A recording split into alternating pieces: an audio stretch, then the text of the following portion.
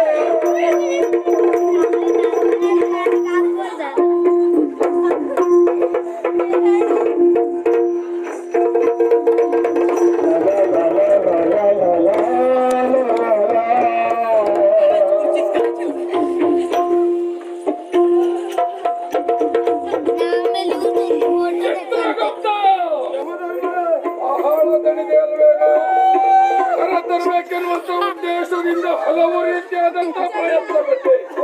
ನಿನ್ನ ಪ್ರಯತ್ನವೆಲ್ಲ ವ್ಯರ್ಥವಾಗುತ್ತಾ ಉಂಟು. ಅದೆಷ್ಟೋ ಬಾರಿ ಹಿಡಿತಂದರು ತಪ್ಪಿಸಿಕೊಂಡು ಹೋಗುವುದಕ್ಕೆ ಮುಂದಾಗ್ತಾ ಇದೆ. ಏನೋ ಮುಂದುವಾಗ್ತಾ ಉಂಟು. ಮಕ್ಕಳು ಹೆದರಿಕೆ ಅಮ್ಮ ಎಲ್ಲಿಗೆ ಏನು